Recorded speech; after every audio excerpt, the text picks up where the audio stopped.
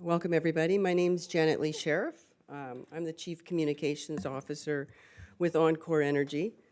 I've been with enCore since its inception, and I've served in many different roles. Now today, I'm your moderator. On behalf of everyone at enCore, I want to thank everyone for joining us today. I also want to thank the team at NASDAQ for the fabulous job that they did at our opening bell ceremony, and for providing this exceptional venue for our first Investor Day. A few housekeeping items. What you'll see on the table is some USB sticks that are in the shape of nuclear fuel pellets. Those contain all of the presentations today, along with our corporate presentation and the video you're about to see. Printed material is the agenda and all of the bios for the speakers today. Little housekeeping, we're going to be making some forward-looking statements, so we urge you to go to our website, and I'll save the presenters from having to say that each time. The washrooms are down the hall, and this is being recorded. It will be made available after. So over the next hour, what we want to leave you with is a stronger understanding of the nuclear industry, our technology, in situ recovery, and enCore's role in the present and future role providing the United States with a source of domestic uranium.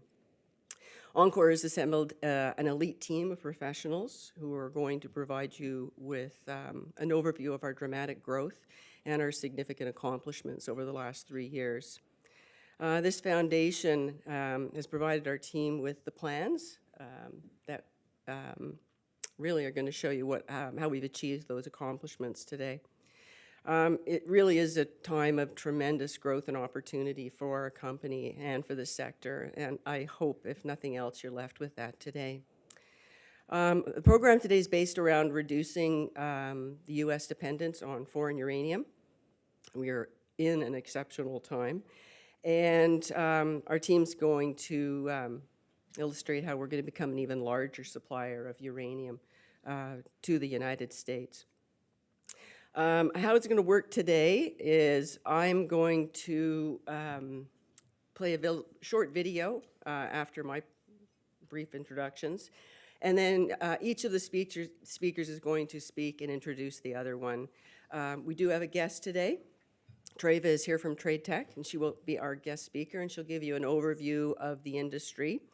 William Sheriff, Paul Goranson, Dennis Stover, Peter Luthiger, Shona Wilson, Rob Willett, and James Israel. Dennis is actually one of the founders of the in situ recovery technology, and he's going to give you a brief history of that technology. So with that, I'm going to just move into a brief video with an overview of the company, and then I'll introduce Treva. Thank you. Nuclear energy is gaining attention as the world's most cost-effective and reliable non-carbon fuel source, and is now projected to grow significantly in importance as a zero-carbon energy source over the next few decades. The United States is the world's largest consumer of nuclear energy, powering about 19% of the country's electrical needs, using over 46 million pounds of uranium annually. Since 1980, the United States has shifted essentially from full production to virtually no production of domestic uranium. enCore Energy, America's clean energy company, is changing this. enCore Energy is the newest domestic producer of uranium in the United States. With its Rosita Central Processing Plant now in production, enCore is proud to be the first Texas producer in 10 years and one of only 3 uranium producers in the United States. enCore is now able to provide the fuel needed for the nuclear renaissance now underway in the United States and globally. The next phase in production development for enCore Energy is the Alta Mesa Central Processing Plant, scheduled to begin production in early 2024. Both plants are located in South Texas, and Texas is an agreement state, which puts the permitting process in the control of the state, making this process much more efficient and timely. The Rosita plant is located adjacent to over 2,700 enCore-controlled acres, with surrounding satellite operations. while the Alta Mesa plant lies adjacent to over 200,000 enCore controlled acres, with both in proximity to Corpus Christi, Texas. enCore Energy utilizes only in situ recovery, ISR, to extract uranium from sand-hosted deposits. This technology operates through injection and extraction wells in well fields, much like oil and gas production, and only utilizes water and oxygen to extract uranium. Upon completion, 99% of the water utilized is recycled. Uranium is typically transported directly to the central processing plant from well fields via pipelines, where the uranium is recovered on ion exchange resin beads, and the uranium is processed and packaged as dried uranium product. When the distances from the well field to the central processing plant become longer, a satellite ion exchange plant located at the well field is used, where the uranium-coated ion exchange resin beads are shipped to the central processing plant by truck. These operations are efficient, safe, and low cost, with minimal footprint, water use, and reclamation requirements. For more information about enCore and our operations, including the in-situ recovery process, please visit www.encoreuranium.com. enCore Energy, America's clean energy company. I'd like to have Treva join us. You'll see in the bio, we couldn't have picked a better guest speaker to give you a very objective and thorough, come up, overview of the uranium industry. So I will pass it off to you, and you will find her bio on the sheets. Thank you. Great, thank you. All right, can everybody hear me? Great. Thank you so much, Janet, for the introduction. Thank you, everybody at enCore, for inviting me to be here. It's really thrilling to see your success. I've known you from the beginning, and it's fabulous to be here with you today, and I'm really honored that you've asked me to kick off the discussion about the uranium market and where it's going. So, and thank you, all of you, for giving me a few minutes of your time. I know it's really valuable. There's a lot going on, and we'll try to jump into where we see the major recent developments and where things are going. So, is that yours? Or there's, well, let's get to mine. Okay, even though Janet has said we don't have to all say this again, please do not make any investment decisions based on my comments today. So that with that out of the way, we're going to go right into the important part, the price. TradeTech's uranium spot price reached historic levels in the past few months, actually peaking at $107 per pound U3O8 in early February. The price has since come down to $88 per pound U3O8. Now, one of the reasons for this recent dip in the price is that a number of financial entities have recently taken advantage of that price rise that we saw to 107 by selling some of their physical holdings. However, these entities have not offered large quantities, and since that material has cleared, the price is on the move up again, primarily due to concerns around potential Russian sanctions. Now, I'm going to cover more of that in a minute, but I first want to note that this level of price volatility is likely to remain a feature in the spot market for some time to come. The spot uranium market has trended upward for the last several years, showing notable volatility along the way as it's moved up. And this is reflecting the diverse interests, the expectations, and some of the externalities that the uranium market has to deal with, and it basically plays out in price movement in the spot price at any particular time. Now, on a weekly basis, since September, the spot price has moved by as much as $7 per pound week to week, and it currently exhibits annualized volatility of 30%. So I want you to keep that in mind. This volatility is quite normal, and we expect it to continue. Nevertheless, the underlying market fundamentals remain largely unaffected by the discrete events that we see week to week and the variations in the spot price. The factors that are behind the recent rise in prices include an existing supply deficit, increased spot market buying by producers, physical funds, and other intermediaries, and long lead times associated with bringing on new production. And all of this is happening in a global environment that is largely defined by geopolitical unrest, increasing demand related to climate change mitigation and initiatives, and uncertainty surrounding Russian nuclear fuel imports. Now, on that last point, there have been several drafts of bills that would ban Russian uranium imports into the United States, and a few have advanced quite far in the House and the Senate. All are aimed at further curtailing Russian nuclear fuel imports into the U.S., and just recently there was a U.S. House Foreign Affairs Committee meeting concerning Rosatom and Russian uranium imports. Now, this meeting included a discussion with expert witnesses on the relevance and, more importantly, the potential success of sanctions on Rosatom and certain subsidiaries. And just last week, Energy Secretary Jennifer Granholm said that she encouraged Congress to ban uranium supplies from Russia because doing so would free up funds to support domestic development of fuel for next-generation reactors.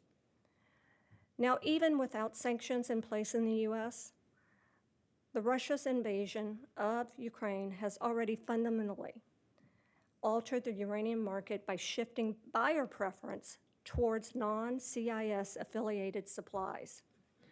And this has occurred when there was already significant upward price pressure. What these developments highlight is that the world needs new uranium mines.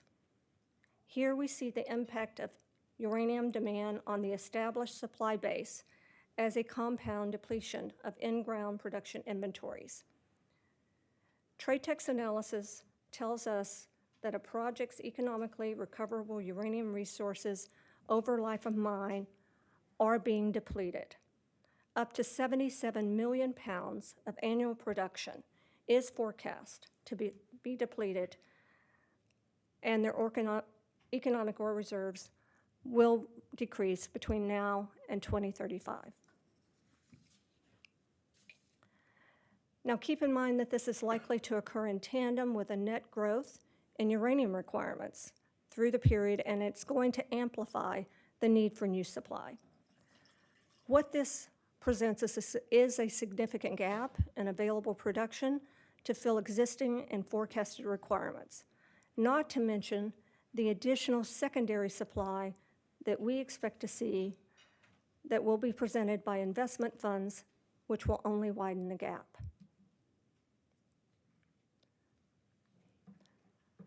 Looking at this another way, this reduction just adds to the existing production base and is widening the supply-demand gap.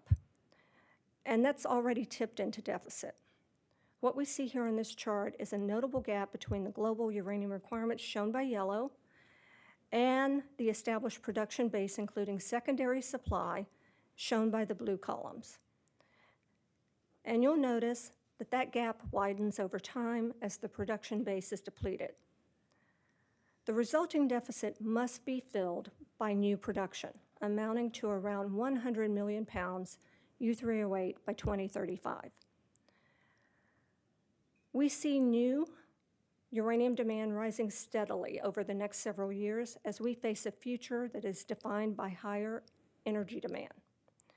As reported by Bloomberg, by 2030, the surge in AI alone means U.S. data centers may gobble up more power than households. We simply need more electricity generating capacity, and current policies are steering us towards carbon-free sources of power like nuclear. We do not see demand for nuclear power, whether in the Western or global markets, easing anytime soon. And this has set the stage for a shift in the power balance in the market, from a buyer's market to which has persisted basically since 2012 through 2021, to the seller's market we see today.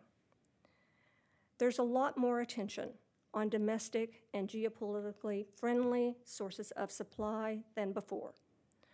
This is putting pressure on suppliers to find the necessary production capacity. And they're trying to meet this emerging demand. And we see it here with companies like enCore. And the pressure is on buyers to incentivize producers to bring on that new production. And buyers have demonstrated through recent contracting that they will support new domestic production.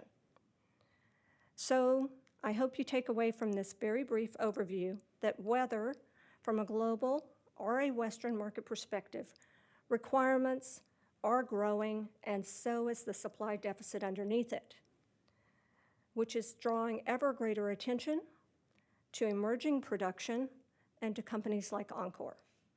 So that concludes my comments. Thank you for your attention.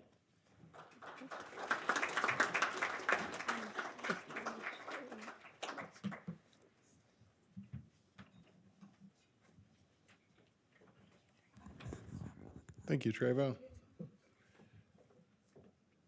Bill Sheriff, I think there might be one or two of you I haven't met so far, but I'm the executive chairman of enCore.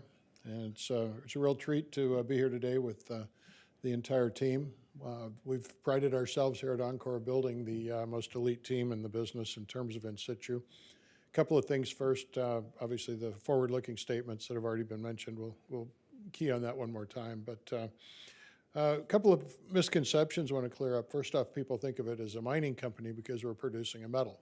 We're really not a mining company. We are much more akin to the oil and gas industry. We don't have big yellow trucks. We don't dig open pits. We don't have tailings dams, and we don't have tailings pits.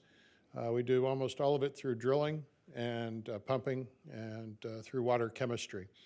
And at that point, I'd point out 60-some% of the uranium in the world is done through the in situ means, as I've just described. However, the bulk of that's done with acid injection into the ground in Kazakhstan.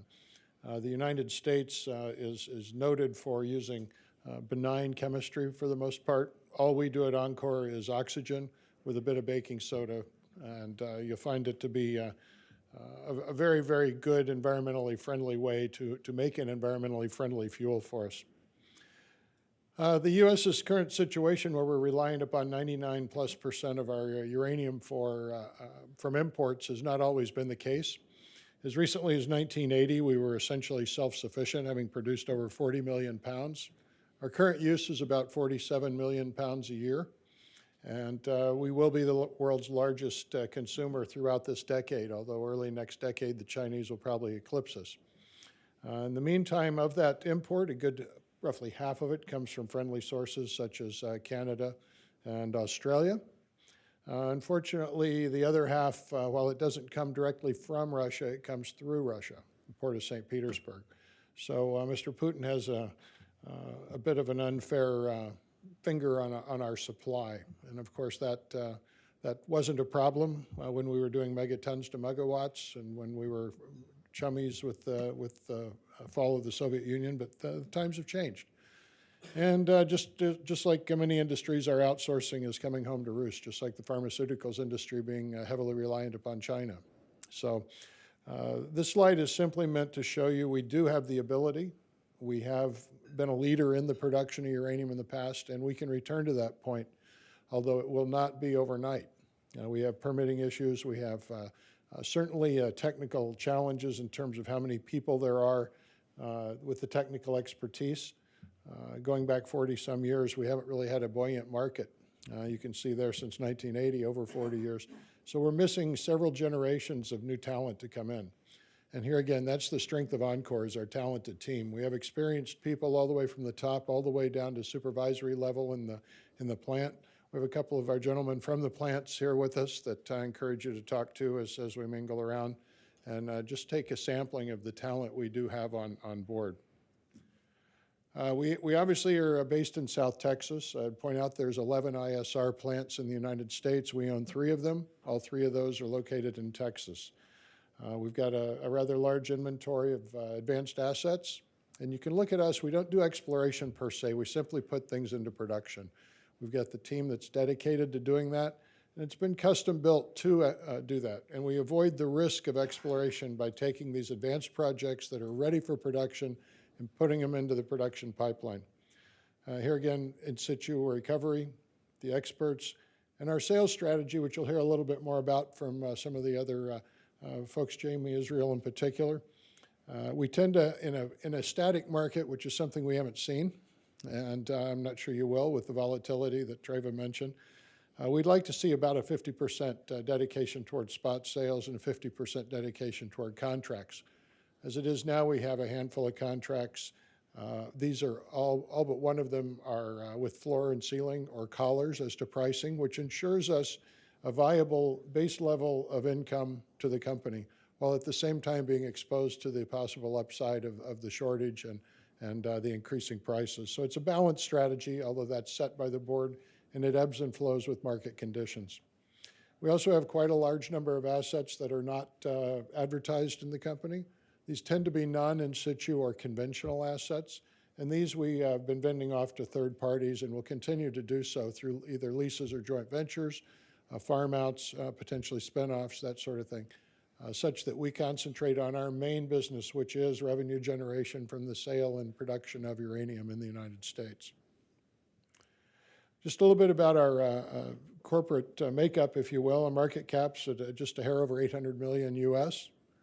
We've got about 180 million shares outstanding. You can see the warrants there. All of those are in the money. You can see the options. And we have about $80 million US in cash and about another 18 or so million in marketable securities. I'd point out it's been an extremely transformational 9 to 12 month period for us. If you were to look back last summer, we were a company with no revenue.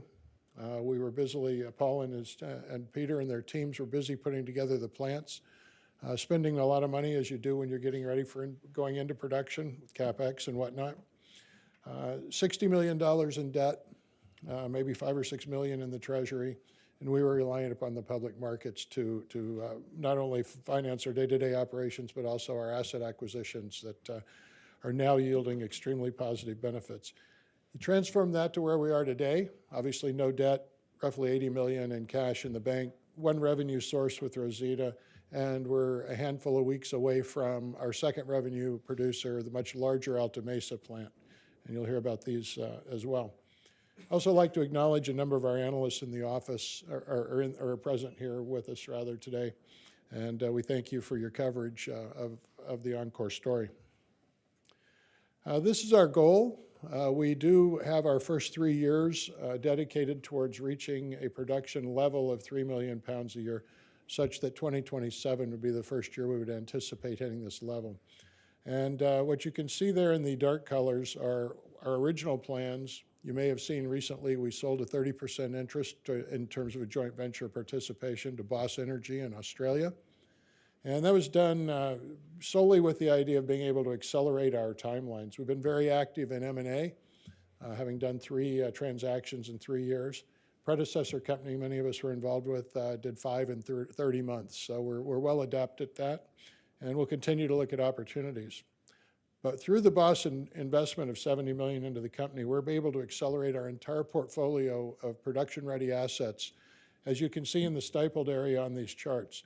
Prior to this, we were having to do these one at a time, in line, based on financial constraints. But with this acceleration, we should be able to reach our goal. And then ultimately after that, we'll be moving into Wyoming and South Dakota. You can see with the second phase in the 5-year plan of eventually reaching a 5 million pound a year production. Our long-term assets are in New Mexico. New Mexico is faced with indigenous or aboriginal challenges. There are also opportunities that go with these, and as such, we'll be making efforts towards that, but it's considerably down the road, probably early into the next decade. Nonetheless, all of our initial production comes straight out of Texas, and so there are certainly some economies of scale having all of our operations in Texas within about a 100-mile radius of Corpus Christi, and that's where our plant is. And with that brief introduction, I'll turn it over to Paul Goranson, our CEO. Thanks, Bill.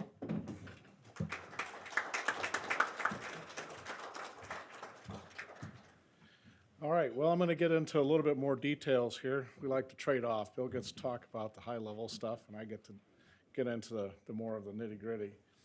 One of the things I want to talk about, and Treva touched on this as well, is that we're seeing a sector change. We've transitioned from a supply-dominated market to a demand-dominated market. And that's been to a lot of reasons. As you can see, we talked about geopolitics. There's additional domestic supply that's needed now to meet those geopolitical challenges. Getting uranium from Kazakhstan is not that easy these days.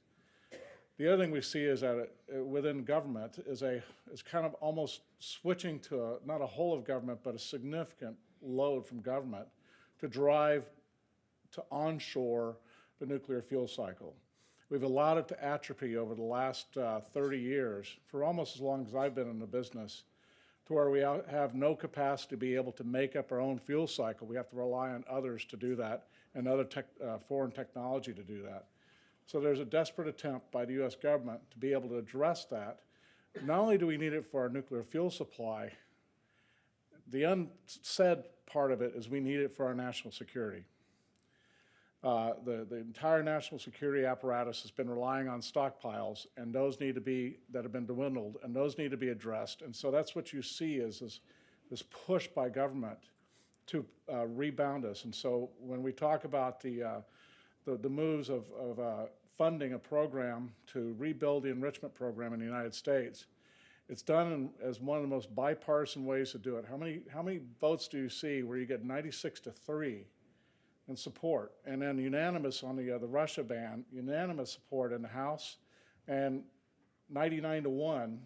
Actually, it wasn't actually a vote, but it nonetheless it's unanimous support to support the banning of Russian uranium, because they see that as a threat to the market we have that we need to sustain.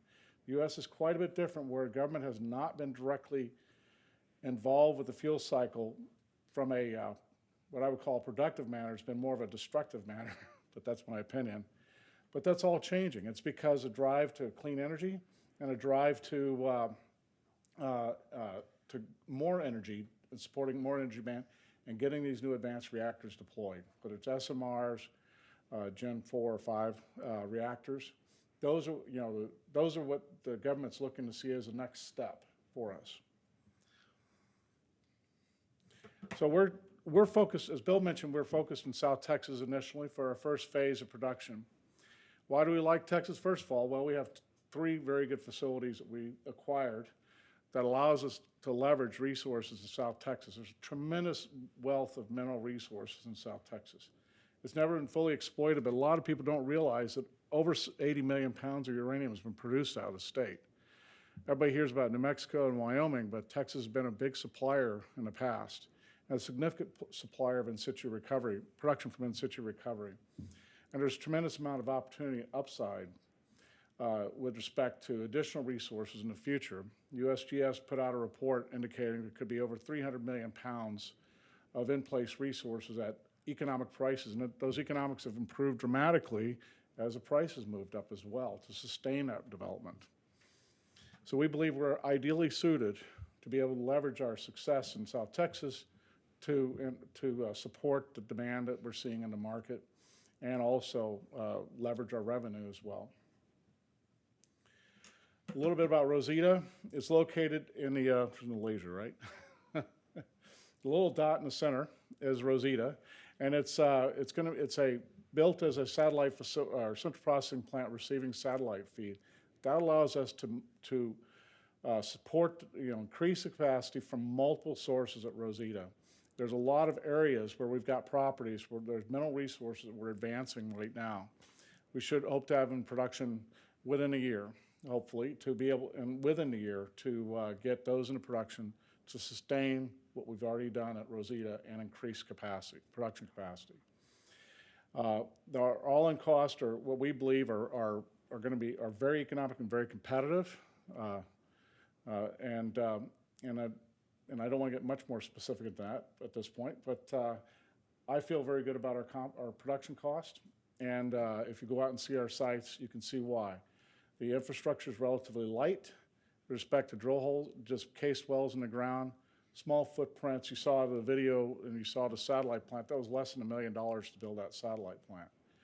And that allows us to leverage and deploy more production sources out there and feed into Rosita to sustain it. And the next production is going to be coming from Upper Spring Creek, which you see on the map. It's about 45 miles away, and we can do that economically. Alta Mesa, I've been associated with the Alta Mesa, so has Peter. Alta Mesa plant since 2005 or 2004, and through various owners, but we got it back. And it's a big opportunity. It's a large plant. It has 1.5 million pounds of capacity per year through the current configuration of ion exchange. But we're going to be changing that. We're going to be applying to allow us to do satellite feed like we do at Rosita and process more production and leverage the back-end capacity of that plant to over 2 million pounds per year. That's going to give us a long-term sustainability. And as you can see from the footprint, that's 200,000 acres where we have significant mineral resources out there. And though I believe, and this is just my opinion, I believe there's a whole lot more there based on my long association with the properties.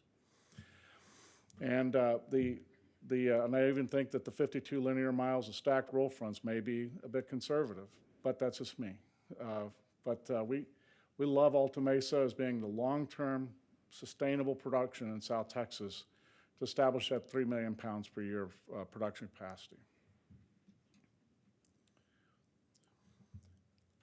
As Bill alluded to, we did a joint venture with Boss Energy, and we basically were able to, we acquired Alta Mesa for $120 million from Energy Fuels back in just about a year ago, just over a year ago.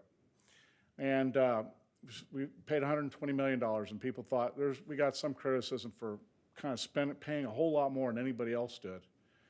But it was definitely a risk I knew we could take and we can leverage into success. But the market, you had to show that the value is there. And we had an opportunity we've had long discussions with Boss Energy. They're an Australian company. They've got a good technical team, a good, strong team. And so we've been having conversation how we can to do something together. And this seemed to be the ideal way to do it. Leverage 30% of Alta Mesa to allow Boss to have an exposure to the U.S., but also we can get the cash from that leverage and raise money in a non-dilutive way. We dilute one asset instead of the whole company to raise that money, and then take that and apply that cash to accelerate our production timelines. So we were able to establish a value of Alta Mesa through this transaction of $200 million. It's a fairly substantial upgrade of the valuation. And I feel confident with our new joint venture partners, we're going to make Alta Mesa a much more significant producer in the country. We have several other items. There's an additional $10 million private placement of the company, collaboration on our prompt fission neutron tools. Those are key for us because they are the ones that allow us to have great, in situ grade control into our plants and help us improve our cost of production. And then a 200,000 pound loan to allow us to leverage our market, our current contracts, et cetera. And I'll turn it over to my dear friend, Dr. Stover, and he's going to teach you about everything he taught me since I've been in this business.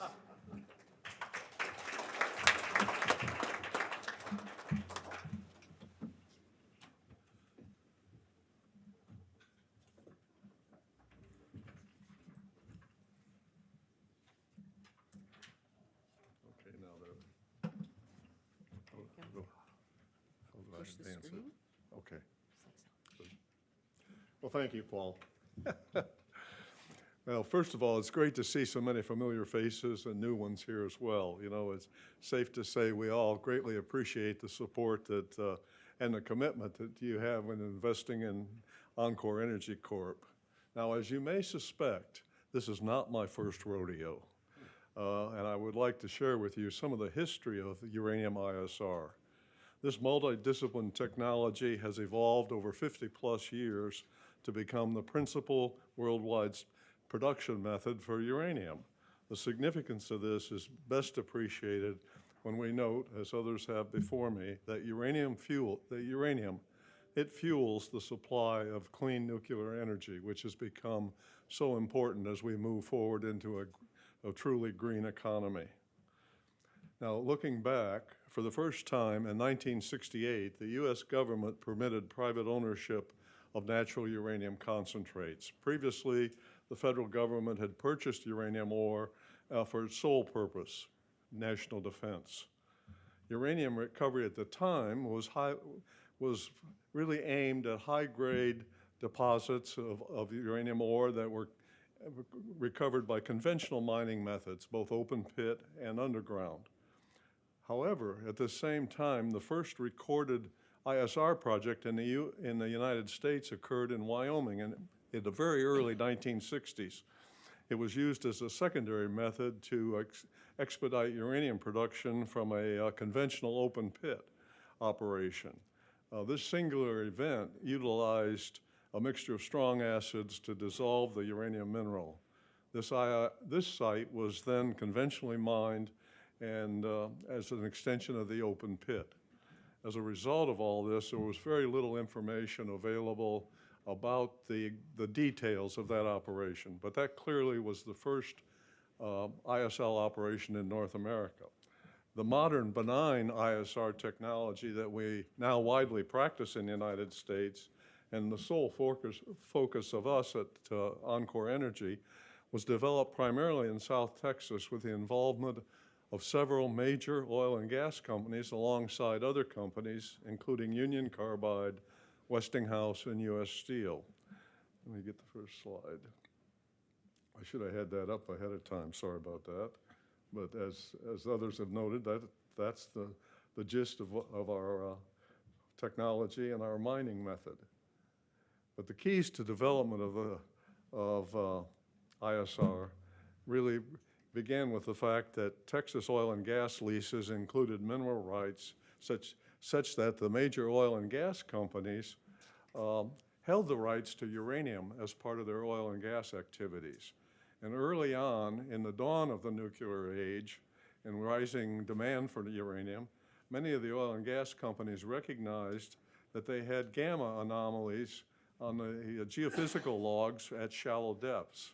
Hence, a number of companies mounted additional exploration companies or groups that were specifically targeting uranium, which this, in fact, led to a number of significant discoveries of uranium, again in the late 60s, early 70s. However, it soon became obvious that, particularly in South Texas, the subsurface rock did not have the strength and the structure necessary to support deep conventional mining, whether it be open pit or underground mining. In fact, with open pits, you probably couldn't go any deeper than about 250 feet. At the same time, again, with the exploration that had been going on by the major oil and gas companies, it was recognized that there was significant additional uranium deposits that should be recovered if possible, but they were at deeper depths. And that's where the significant role of the oil and gas companies really came into play because of their strong emphasis on reservoir engineering. Those companies, they brought the key technology that we now have based and developed into the ISR technology that we practice today. Those companies brought everything from the know-how on well drilling and completion to understanding fluid flow underground, all of which is so important today. At the same time, Westinghouse, who had committed to supply fuel along with the sale of nuclear reactors to the growing domestic nuclear industry, came to recognize the fact that they had a serious supply shortage problem. So Westinghouse got involved also and formed a subsidiary called Wyoming Mineral, which was totally aimed, again, at developing in situ uranium technologies. As a result of all this effort in the late 60s, early 70s, the first commercial United States ISR project really came online on April 1st, 1975, near Corpus Christi, and just 50 miles from Corpus Christi, outside George West, Texas. So next week, we're going to be celebrating the 49th anniversary of that first domestic commercial project, which is pretty significant, I think. That operation was operated by Atlantic Richfield, and they were in partnership with U.S. Steel and Dalco. And Dalco was a small Dallas-based oil and gas company, but they held the patent for the use of oxygen as an oxidant for the uranium process.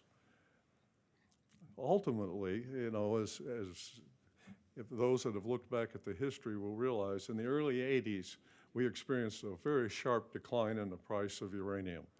And actually, that turned out to be, in retrospect, advantageous to those of us that survived, because it led to the major refinements of our early ISR technology and laid the foundation for today's low-cost operations.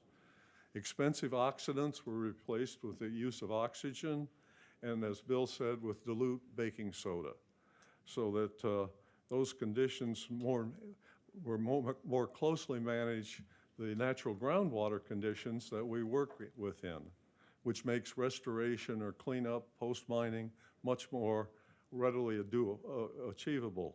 Today, these modifications and refinements of the U.S. ISR operation, along with the efforts in ISR operations in Australia and Kazakhstan, have led all of us to be able to compete with the high-grade conventional mines in Canada and elsewhere.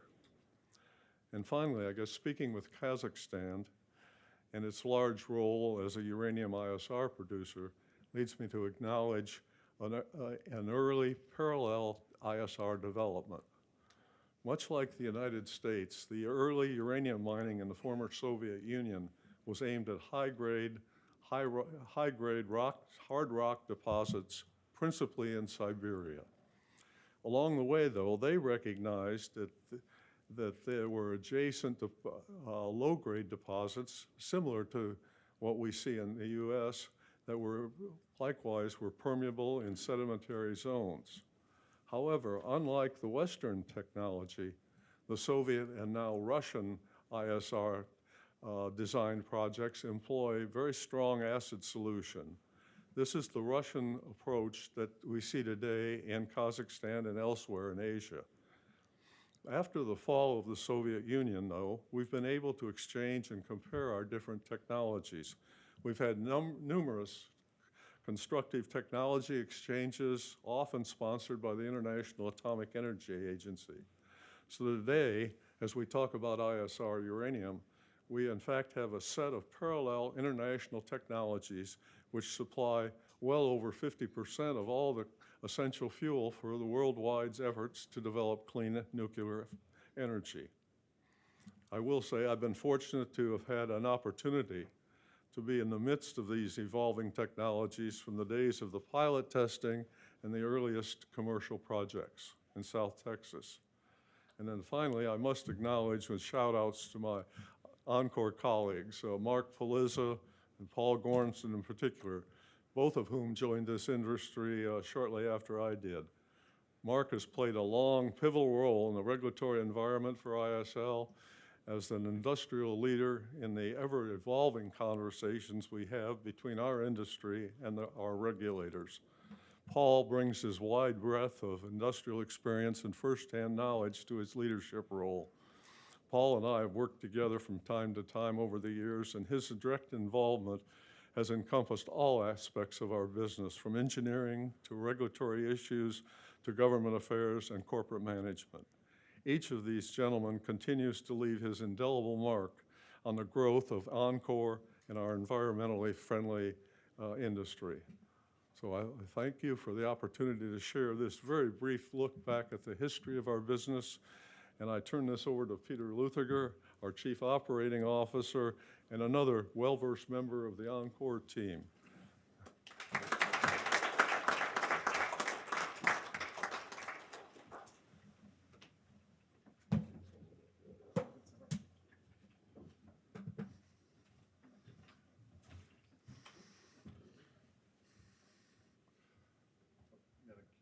I'm just letting people see, because one thing that Dennis didn't say, that we have a test for you in a little bit, and we're going to be collecting, we're passing them out, and let you about 10 minutes to do that exam here. But look real quick, you'll need this information.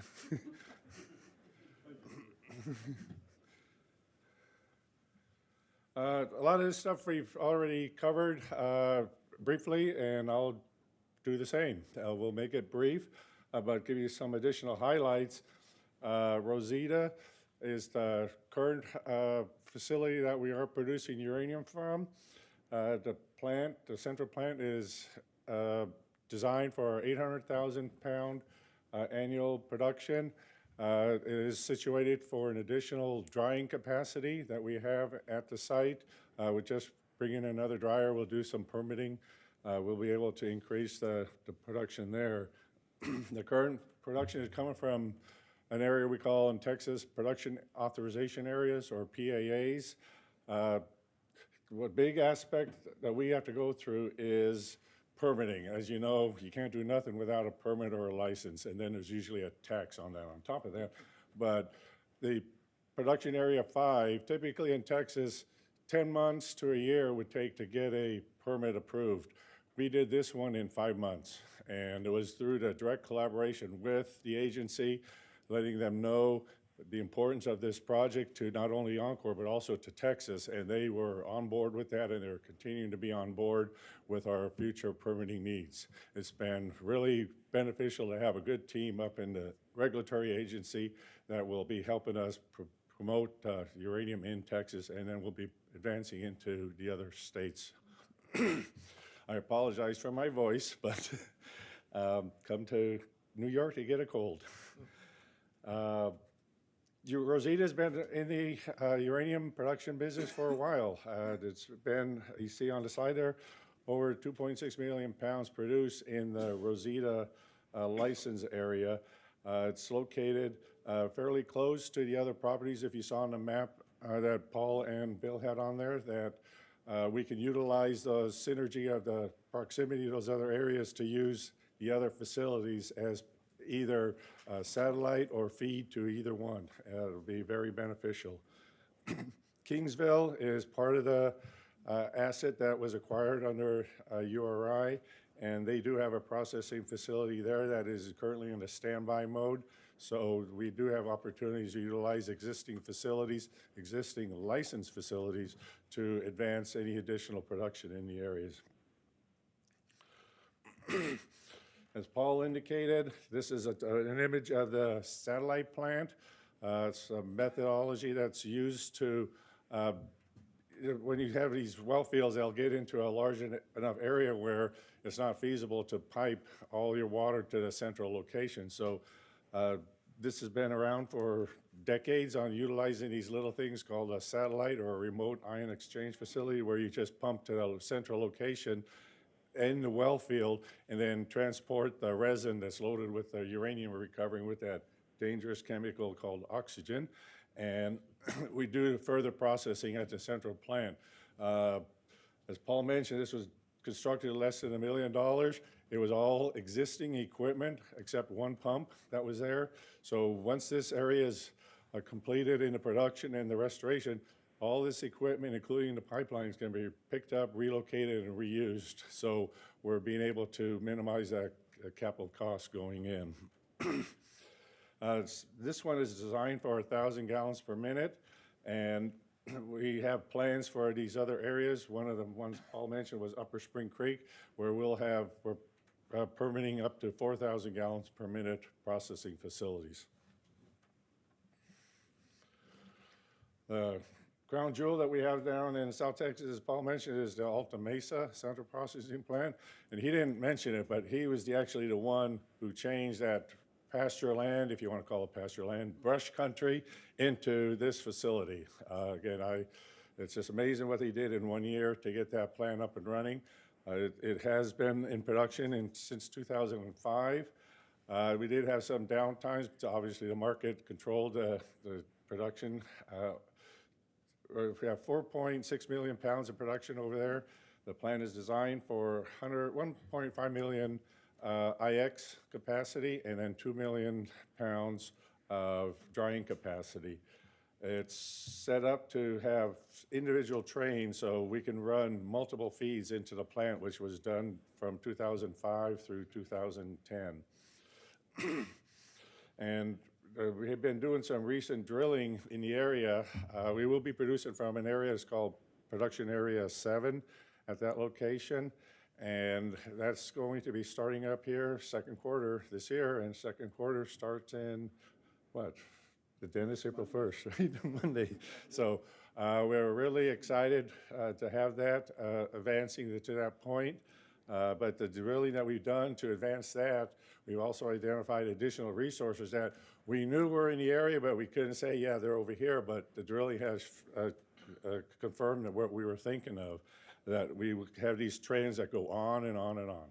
And having that big land position that Paul described is so beneficial to allow that to produce or move forward in an advanced pace rather than having to work with multiple landowners and mineral owners. So we are very fortunate to have that big asset there.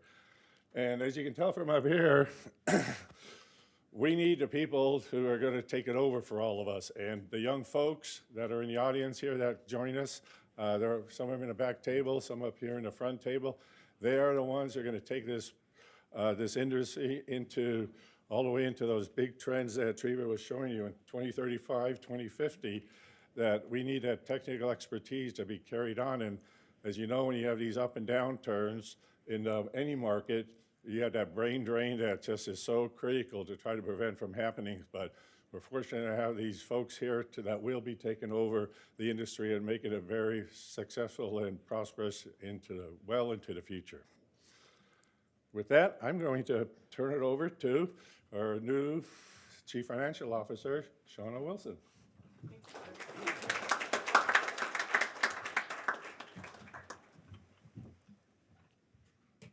Well, thank you for everybody for coming out today. It's a pleasure to speak to you.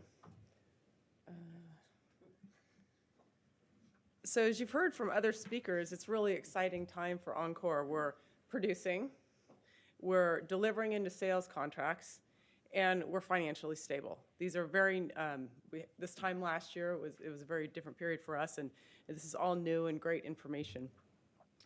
I am, unlike these guys, I'm new to the company. I'm actually new to the uranium markets. My background is finance and structuring, primarily in oil and gas and power. What excites me about enCore is its positioning in the market and the market trajectory itself. I'm hoping that you as investors actually feel the same way. When you think of the financial stability and growth,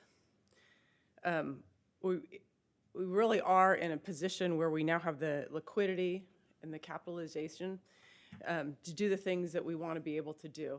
The Boss transaction is allowing us to move forward, as you saw before. We're being able to execute on our plan. From a strategic standpoint, you can see that historically we've been a very M&A-oriented organization. We intend to keep looking at transactions where the market's very different now, but I expect there'll be some things coming down the pike that we'll be interested in. When you think of the continuous improvement, as I noted, we were a very different company a year ago, and really what worked then doesn't necessarily work now for us. We have a lot of additional things that we need to do. One of the great things we get to do this year is SOX.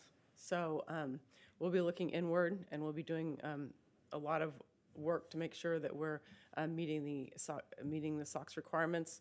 I hope that will help you guys as investors make sure, feel that we have the right processes and controls that we need to.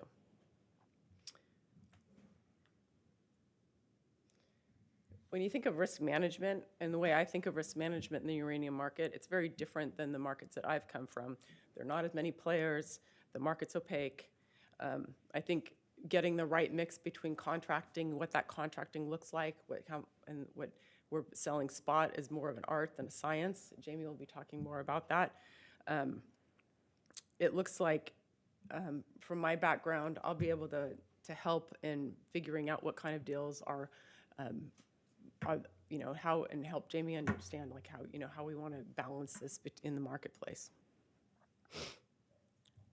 Sorry, I'm like I also got a cold in New York, so I'm really kind of struggling more than I would hope so. But yeah, from a stakeholder engagement perspective, I haven't met a lot of you yet. I would like to go ahead and do that hopefully over the next couple days. I want to understand what the risk tolerances are of our investors and how we can work together. And from a transparency and compliance standpoint, again, I think we have a great set of financials. I think you'll be happy to see what's coming out, and I look forward to working with you guys. Thanks. And I introduce Rob, the Chief Legal Officer.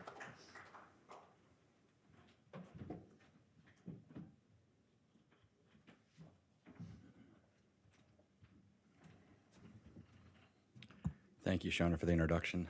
Again, I'm Rob Willett, the Chief Legal Officer. Like Shona, I'm fairly new to enCore. I've been here about 2 months now, so still kind of learning my way around. And like Shona, and unlike the rest of the group here and many of you out there, I'm very new to the uranium industry as well. I've spent the last 15 plus years in the energy industry, but it's all been in oil and gas, downstream, upstream, midstream. So been in manufacturing, production, transportation. A lot of the crossover aspects of those industries do appeal and apply here, but still learning about this beautiful stuff called yellow cake. So I appreciate all the expertise up here because I'm a sponge soaking it all in, but it's been really great so far. Today I'm just going to talk about a few of the things that we're looking at from a legal perspective.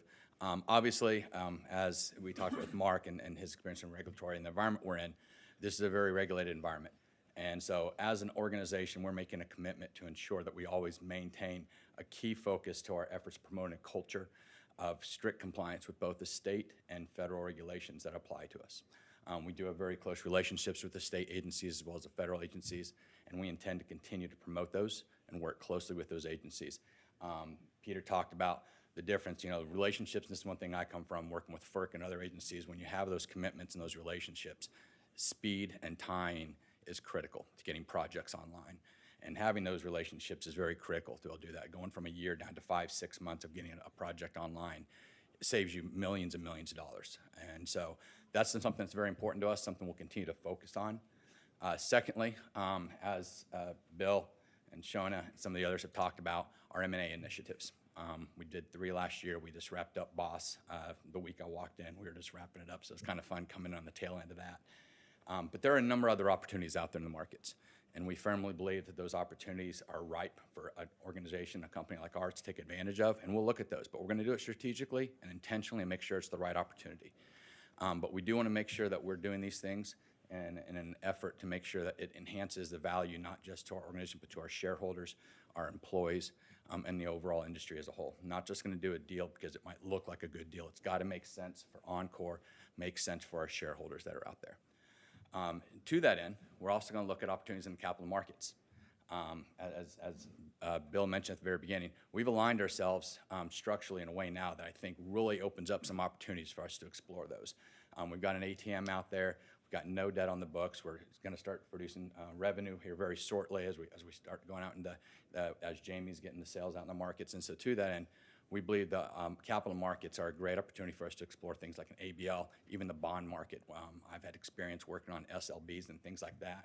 And I think a company like enCore and the products that we do and the way we operate really allows us to align very well with those kind of opportunities. And lastly, on the sustainability front, this is a great company that aligns very well with the sustainability. And when we talk about sustainability, everyone naturally thinks like the ESG. I've worked for a long time on the ESG front, all different aspects of it, and it's more than just that. But we want to make sure as a company, as a whole, with our employees and with the communities that we work in, that we're promoting the highest standards of corporate social responsibility. And so at enCore, we've set out some initiatives, and Janet's done a great job with that. We'll kind of talk about that here briefly. As a leader in the in-situ recovery uranium producer, we want to make sure that we understand that not only are we impacted by, but the impact that we have on the communities that we work in from a sustainability standpoint. And so we've started an initiative, and Janet's and Jamie and Dane have started an effort doing a materiality assessment. And so we want to look at how do our sustainability efforts impact us, how do they impact our stakeholders. What does that look like? And that's going to allow us to really focus and key in on the key goals that we want as an organization to make sure we're good stewards of our communities. And 3 of the key initiatives that we're focused on is, first and foremost, we're starting an education society, which we think is critical. As Peter alluded to, we're an aging group here, an aging industry, and we need to find that next generation of young people that are coming up, the next nuclear engineers, right? The next people that are going to run our plants. All these people out there, and we're focusing efforts within our communities to provide resources and tools to the young people in the communities where our projects are to help enhance them and give them the opportunities to hopefully, take a liking to the nuclear and the uranium industry and one day take over my job, right? In addition to that, we're creating scholarship opportunities within the areas and the projects where we're at, give these young teens that are out there getting ready to go to college opportunities to go to colleges where maybe they couldn't afford it, or even just opportunities to go into the industry and, again, bring up that next generation. And then lastly, we've got an internship program that we're in the process of working on. I've been parts of those. They work wonderful. Not only does it work great to give these young people opportunities to kind of see the real world, but a lot of times it's your next pipeline to the next great people that might come on board. And so we believe those 3 opportunities really are fantastic for our education society. Secondly, a sustainability report. That's a really amazing thing for us to be able to focus on that literally a year, 2 years out in the running.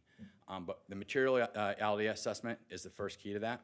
Once we get that in place, we're going to really be able to focus in, hone in on our goals, and it's going to basically create a roadmap for us on how we can become good stewards in our communities, within our organization, from a sustainability front. And then lastly would be our greenhouse gas emissions report, which we're currently working on as well. Those 3 things we think are really going to define and show how we are the clean energy company out there, the best. And that's where our goal is, to be the best clean energy company out there. With that, I think that wraps it up again. I apologize that I don't have all this, exciting stuff. It's legal, but that's who we are. We're going to keep you safe. Anyway, pass it off to Jamie Israel, in charge of our business and development.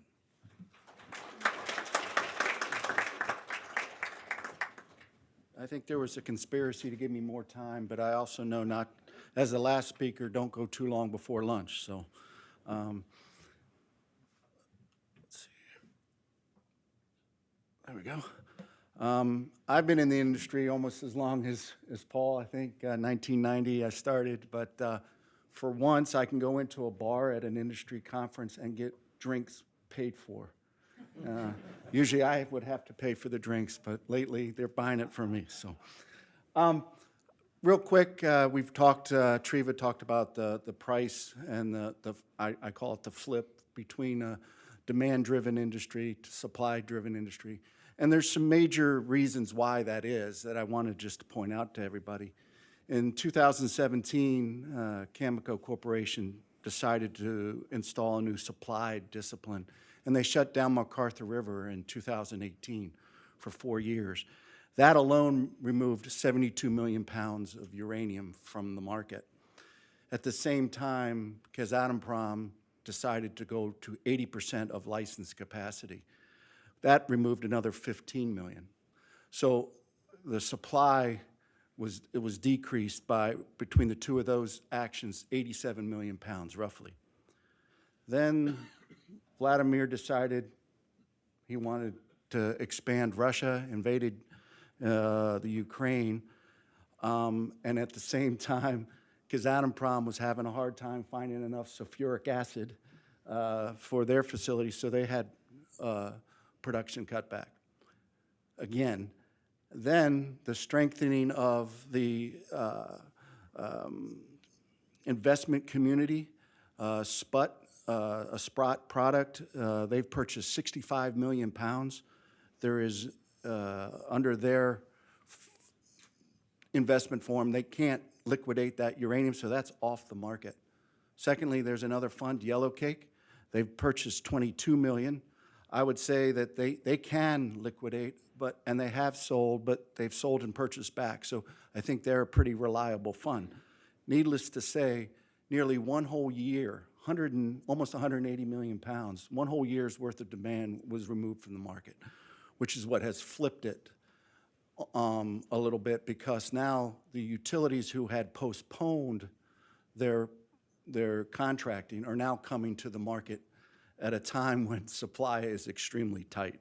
So we have a bump, and I can confirm that today's opening price is still $88 per pound, so good. So we just, I think Bill said it, we just executed our 6th contract, 5 of which are with U.S. utilities. And the majority of those are multi-reactor utilities that have long-term investments in our industry. And I'm quite proud to be able to supply them. Our first delivery happened on March 14th, almost the Ides of March, thank goodness it wasn't. A physical delivery to the U.S. converter to supply to one of our big U.S. contract holders. So it was very exciting. So we're moving towards more contracting, but we're not running towards it. And we'll talk about that a little bit later.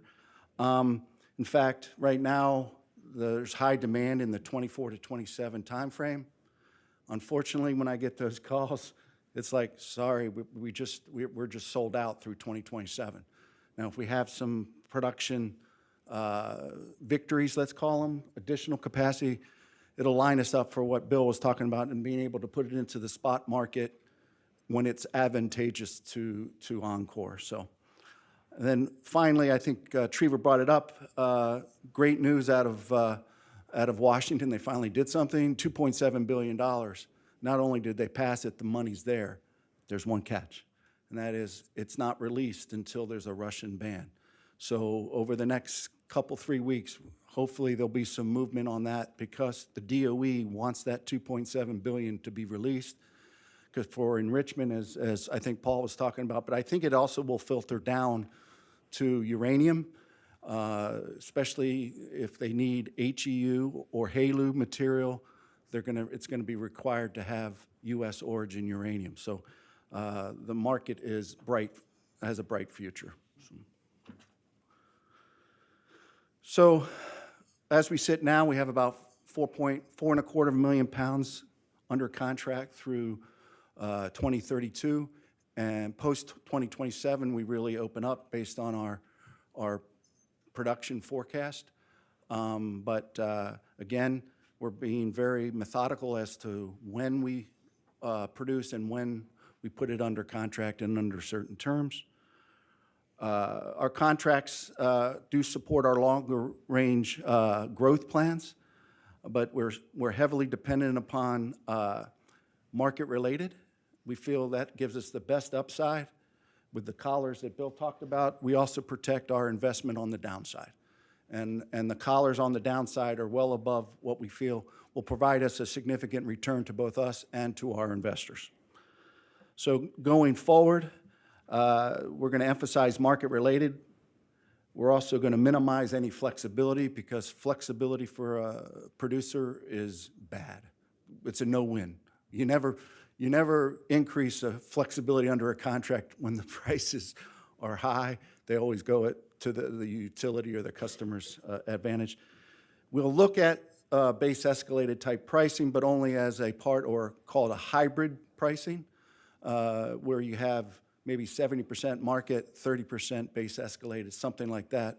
But even under the hybrid, I do foresee that we will be more heavily towards the market related because we don't see this as stopping anytime soon. In my opinion, I think the new low is probably about where it hit last week. As you can see, it bounced up back pretty quick. And with demand increasing in the post-27 time frame, we need new supply, and enCore is going to be there to supply it. And that's basically all I have. So questions? Whoops. There we go. Oh, I do want to, let's see. That's our first shipment, right there. And that's the truck it left in, and that's the group from Rosita. I just wanted to point that out. So, great team effort.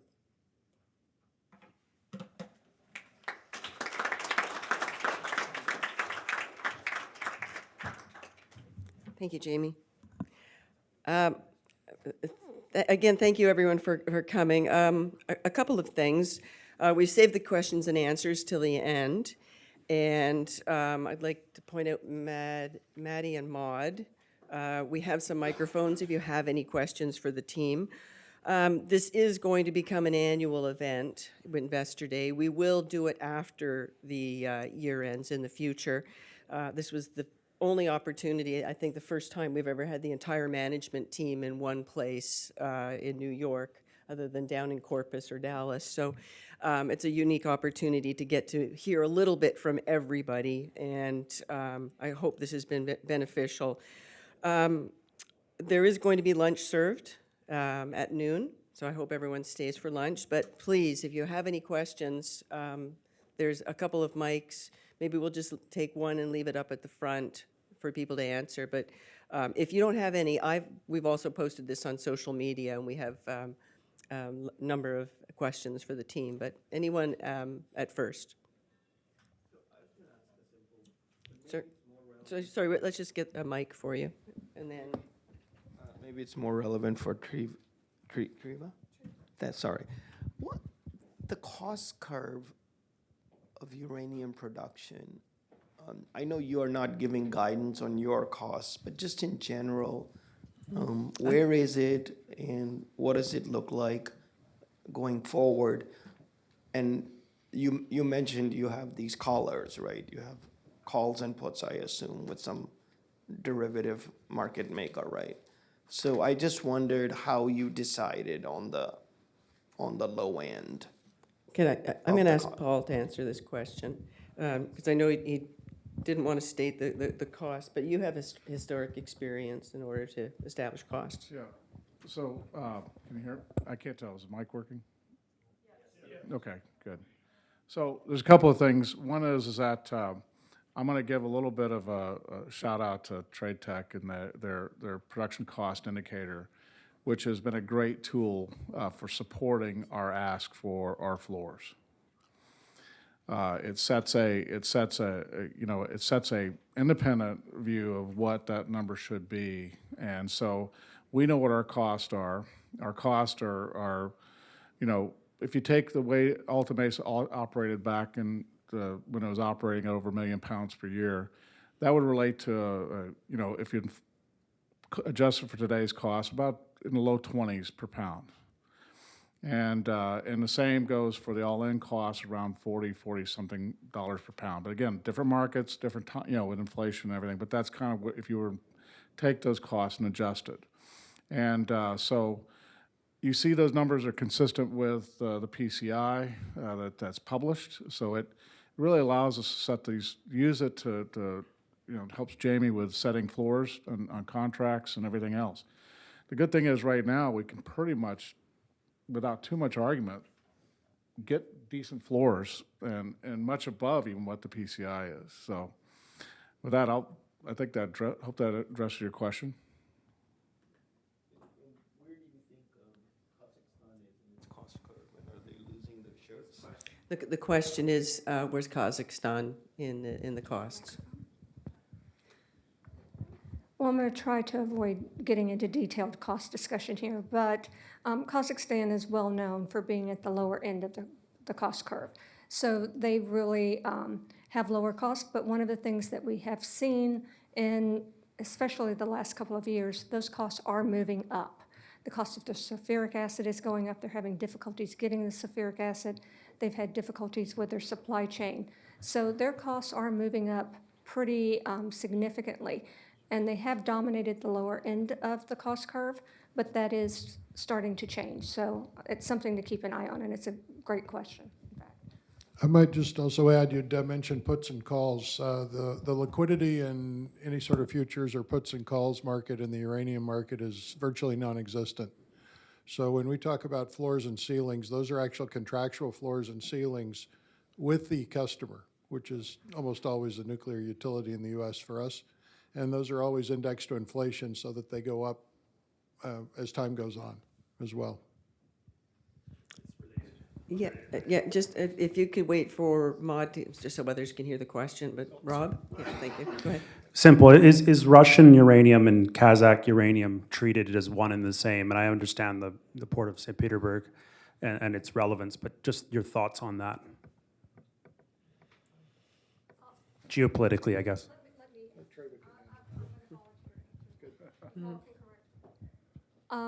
In terms of the buyers, basically what everyone has done is that they have started self-sanctioning.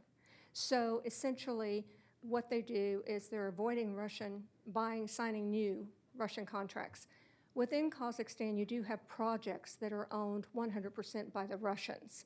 So you have to be careful when you look at Kazakhstan. There are projects that are owned with Western joint ventures, and those are considered very differently by the Western buyers than those projects that have Russian involvement in Kazakhstan. So when you look at Kazakhstan, you have to look at it and realize that it is a patchwork of ownership in those projects. Thank you. Oh, we have another question over here, Maud. Oh, Katie had a question as well. Oh, okay. We'll give the mic to Katie. Thank you. We do have you, Rob. Thank you. Just in terms of labor, it's a key constraint that I know we've discussed over the last couple months. How comfortable are you feeling with your current labor force? And do you foresee that as being a challenge as you look to ramp up production going forward? And then maybe for Treva, if there's any comments on sort of labor being a key constraint to increasing uranium supply over the next decade. So I'm going to let Peter, because he has the bulk of the workforce that works for him. Good question, and I think we alluded to that, to have that workforce available through some of these initiatives that we started with education. We'd look to be able to increase that ability to attract local folks to stay local, because a lot of these families, their parents gone through 10, 20 years of uranium production, and some of them we got their second and sometimes third generation kids at the sites, which is great to see. We just got to make sure we continue that in the future. We're lucky in South Texas. We have Texas A&M, A&I. No, Texas A&M Kingsville is a hub for a lot of engineers that we have at our sites. Texas A&M Corpus Christi as well. Geological support is coming from there. So we see the oil and gas industry is helped in Texas, where you have a lot of people. It's just trying to be able to provide a compensation package that keeps the kids local, because the oil and gas company can draw them away, but that's only part of the picture, the compensation side. They find out after 3-4 months that they're living away from home. It does present different issues for the family life. So we have this ability now to keep the kids local through some of these programs that we're implementing. So we see we should be able to keep the technical workforce available, as well as getting the folks that realize I don't need college, but I just want to have a good paying job in the crafts. And we have people coming to the door all the time looking for work, and we feel we have a great story to provide them, and we want them to come work and stay local. So, Maud, if you could pass the mic to Treva just to speak about the industry as a whole. A couple of additional questions. What is your labor force presently at enCore? At enCore is around 90, is it? Just under 100 now. Yeah. So it's just under 100. And we are also talking about internships, and there's some interesting programs out of the University of Texas, El Paso, that is of interest to the company. Before Treva answers, there's a few gentlemen in the room. I'd like them to stand that work for enCore. Dane and Arturo and Len. This is the future right here. That these are the people that are out in the field, and they're going to replace all of us. So, Maud, if you want to let Treva, not right now though. Go ahead. I would just add one thing about the labor force. One of the real advantages we have in ISR is we have, as Paul just indicated, a relatively small workforce. Perhaps 100 people at one of these projects, unlike conventional mining, where you may be talking about a few thousand people. So our ability to attract and retain people locally is amplified by the fact that we have a workforce size that's consistent with these small rural areas where we work. So I'll try to answer Katie's question on a broader scale in terms of what we're seeing with labor. We think we're at the bottom of what we can expect for the labor pool, primarily because we do see this embracing of nuclear power again as green energy, and that attracts new young people into the market. And so that's made a big difference. We see more people showing interest in enrolling in programs, internships like what enCore is talking about. So we think that essentially labor will go up and be attracted to this industry because we do see energy growth, we see growth in the sector, and because really the acceptance of nuclear power is the biggest issue that has really, I think, kept people from coming into the industry.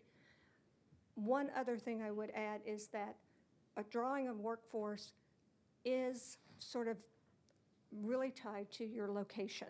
And one of the things that is impacting the ability to draw workers right now is the shift to remote working that everyone became accustomed to, and being out in a field where you don't have a city nearby is really a detriment. That's an advantage that enCore has because they do have Corpus Christi and they are close to city centers. That's not true for all of the other emerging producers. So I want to add that. And then separately, one thing it does do is for everybody across the board, and this applies even to Kazakhstan, is that one of the major costs that is one of the major factors driving costs up is the cost for labor because of inflation. So that's one of the things to keep in mind as well. Thank you. And Rob? I think you said you had contracts with 6 domestic utilities and 1 other. Can you tell us what the other one is? Yeah, we disclosed this back in 2021 with a trading company called UG USA. They're a division of Orano, the French mining company, but they're a U.S. entity that primarily does trading. They've been a very good partner for us as well. It's a question at the back table, Maud. Yeah, thanks. So you're saying initial production at Alta Mesa in Q2, which is great. What's your best estimate as to when you'd hit the full 1.5 million pound per year run rate?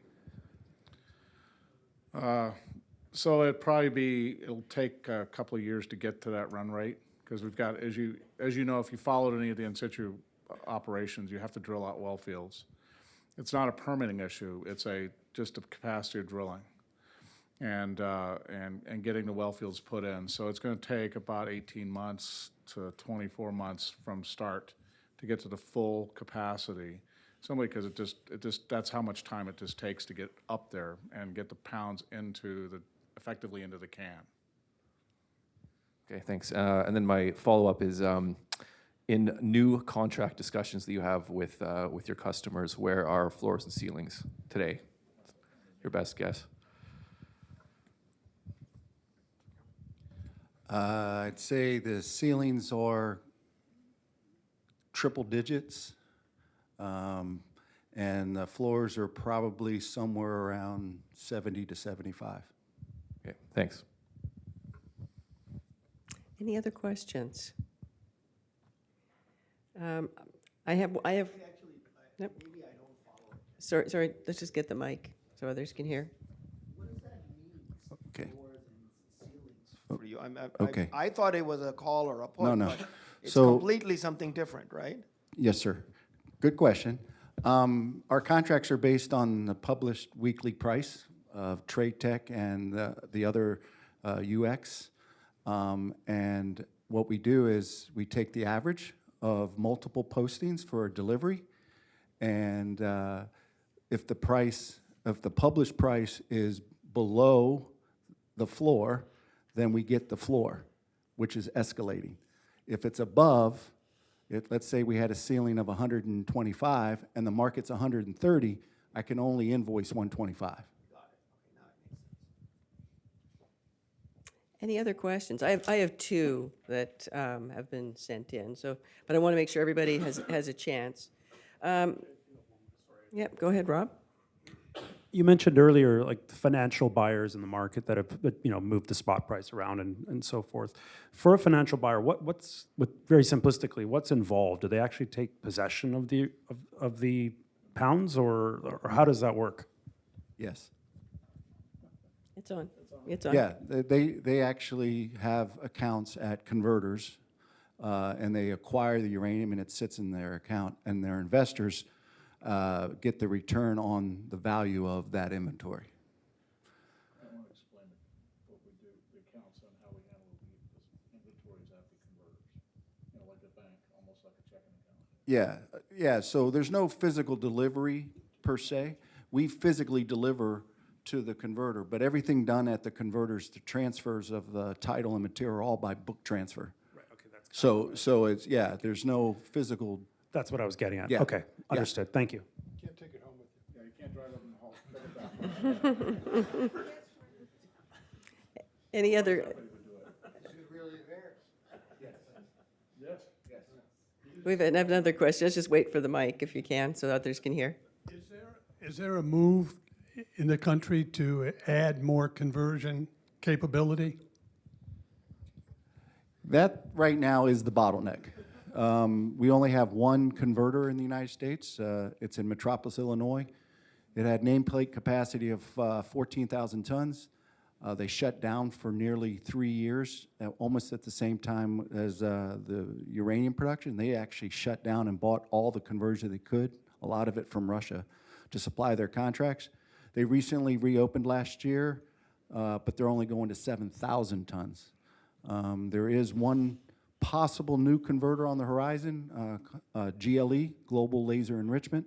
They're going to enrich tails from the U.S. government from 0.2 to 0.3 up to 0.711.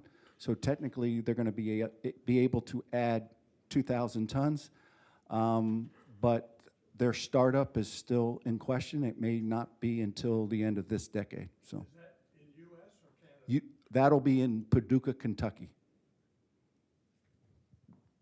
Any other questions? In enrichment, GLE is laser, so they would hope to add to domestic enrichment capacity. There's a company called Centrus that has centrifuges that they're trying to commercialize.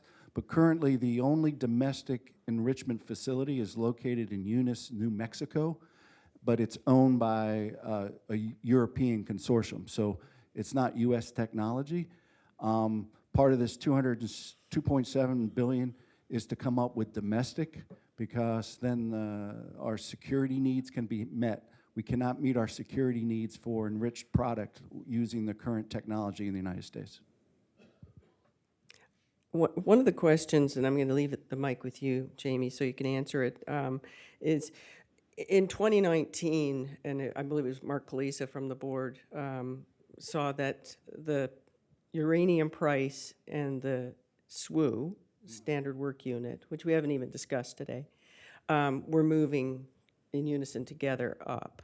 And that was one of the factors that showed that the industry is changing. So maybe for the benefit, what is SWU? SWU, Separative Work Units. If I get too technical, it's because I used to work for the Department of Energy selling the enrichment, but you're separating 235, and you're robbing Peter to feed Paul, okay? So you're so a normal fabricated fuel pellet right there is anywhere between 3.5% and 4.95% U-235. Our uranium we take out of the ground is 0.711. So you're enriching, right? And what happened in 2019 was a flip. Prior to that, the enrichers were operating at a tails assay different than what they were charging the customer, and therefore creating free uranium.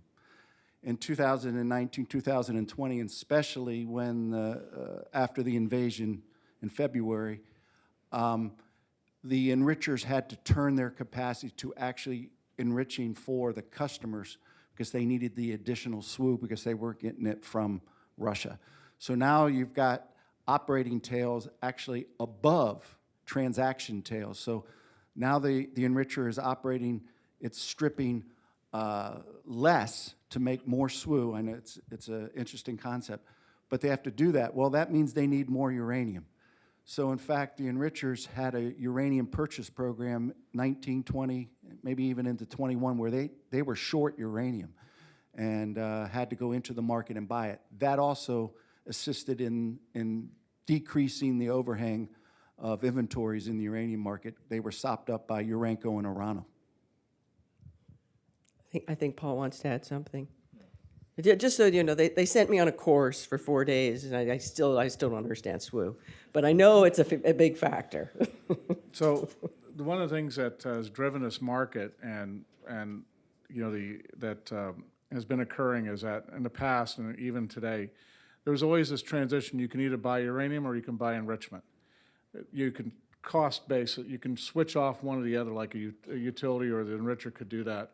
So they can, you know, by putting a little bit more enrichment energy, that's SWU, that's how they pay, how you get charged for your energy going in to get the enrichment done. That's what it represents. You can spend more SWU to get the uranium out of a ton of uranium, but or you can buy more uranium. In the past, it was cheaper because there's so much excess enrichment capacity. It was cheaper to do that. The enrichers are going to run. The centrifuges have to operate continuously. They can't shut down. When they do, it's catastrophic. So they're constantly spinning at 62,000 RPM, and they can't. By not shutting down, they can get as much economic value out of it. And so when they were talking about underfeeding, they had excess capacity. They could swap enrichment instead of selling you regular uranium. They could produce uranium by stripping off, running the enrichment cycle further. Similar to what they do with oil, with a barrel of oil. They put more refining capacity into it to get more gasoline, which is the high value part out of it. And when the price of gasoline is too low, but diesel goes up, they'll put less energy to produce more diesel. That's how I tell people who don't understand enrichment, is try to compare. Everybody understands gasoline and diesel, but they don't understand SWU versus pounds. But effectively, it's been an economic decision. But now that economic decision, when it was identified the SWU price was going up and uranium price was moving up, we suddenly lost that selectivity that was going on.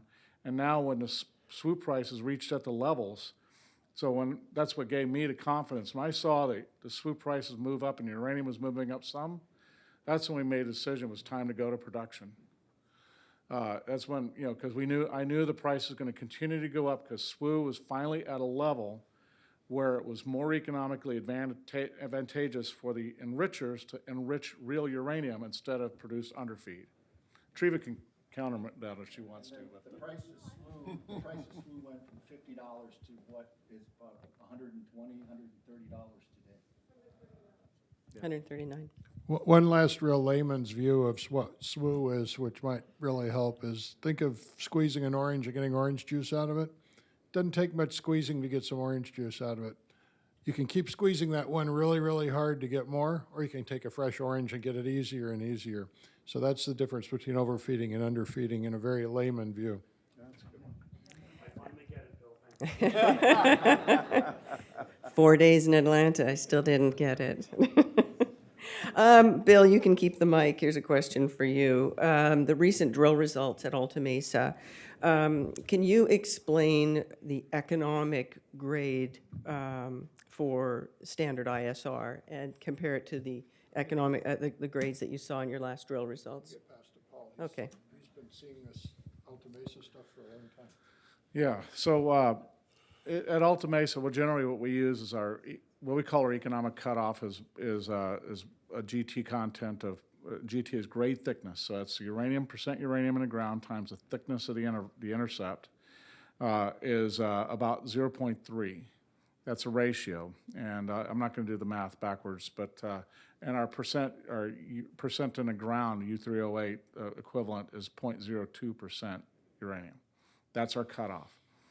What we're seeing right now is that the drilling we've been doing out at Alta Mesa, and this is no shock to Peter and I because we've worked at this project and we know how it delivers on results. is that the grades have dramatically gone up as we've come into advanced to these roll fronts.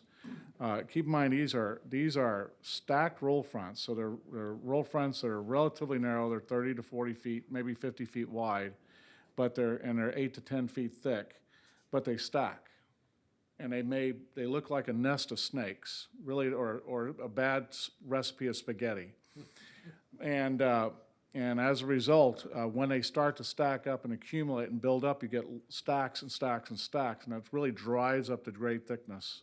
So we've seen grade thicknesses over 8, which is roughly, 100 times, or is it 0.3, 100 times higher? No, I don't know. I'm not going to worry about the math. 25 times higher than what the cutoff grade is. So that means it's going to be rather, and this is not unusual for Alta Mesa, but you don't find it on widespread drilling. It's not until you start putting in the well field, you start building out this definition where you've got the number of penetrations into the ore body. One of the reasons why we don't go to like feasibility studies and reserves is because by the time you get to that level of drilling, we've already got a well field in. And that means your decision's already made. So we started inferred and indicated, and that's what gives us the ability to go to production. And I know that doesn't always fit the regulatory structure on reporting and everything else. It's not. We're definitely a round peg that fits in a square hole, and on how we do our calculations and everything. But having those results gives us very strong confidence that we're going to see really good. And if I had to, I'm not going to speculate, do too much forward looking, but the expectation is that there's roughly 1.3 million pounds of uranium in the original 43-101 for production area 7. I suspect, based on these results, it's going to be significantly higher. And a follow-up question, because you're a bit of and I'll make this the last one, and then we'll have lunch. Because you're a bit of a square peg in a round hole, how are you going to be able to provide some guidance going forward? And Sean is really happy she's not getting that one. Yeah, so under NI 43-101 and SK 1300, obviously to get to reserves and other things, we have to do a full feasibility and everything else to get there, or at least get to a DFS. I mean, we could get to a preliminary feasibility study, but typically we may go to what is called a PEA, preliminary economic assessment. That's probably as good as you'll see us do to make decisions on production. That would be the next level you would see coming out if we were going to put in any kind of financial information. And it's simply because once as you keep drilling out, at that point you might as well put it in production, and you're not going to have time to do a full feasibility study. That's one of the things that's really hard to communicate to regulators, but also to people who are on the hard rock side, hard rock part of the mining business, because typically you do that level of work to get there, because you've got a significant investment, because our costs are so low, our CapEx, our development costs are so low. The risk on it is we're much less risk sensitive in making our decisions, economic decisions. So that's why we feel we can rely on a PEA level, or at least on past experience. As Bill mentioned, none of these are new sites that are operating. They have an operating history, and there's a lot of experience. You got Peter, myself, but let's not forget about our geologists. You got Dane, you got Len, you got AJ, and all of them in the back there. This has been a business that's pretty mature, but these sites they're not surprises. When they are surprising, they're usually very pleasant surprises. So, go ahead. I'd just add that in terms of forward forecasting, once the actual well field's in production, then you have your normal decline curves and production curves, so you'll be able to get a better handle on what's coming for the next year once the well fields are in production. And to put it in scope, and I believe this is the number, you can correct me if I'm wrong, there's been 148 shipments of uranium from Alta Mesa. 127, I was wrong. So there is a historic base for information. Are there any other questions? I want to thank everybody for coming today. Lunch is going to be available. Please stay. Treva from Trade Tech, I'm thankful for you joining us today to give us an independent overview of the market. Maddie and Maud, thank you for your work. You can come on up. So when we had the grand opening at Rosita, one of the things that somebody wanted was yellow cake. And Bill, our chairman, did not get a piece of yellow cake. I have been hearing about it almost every day since. So Bill, you can say thank you and wrap up. Thank you very much. You want to cut again? No, I'm going to have lunch first. He's going to have some lunch, but please. I'm going to watch it and make sure it doesn't get out of sight. Now you've had your yellow cake. Thank you, everybody, and please enjoy lunch.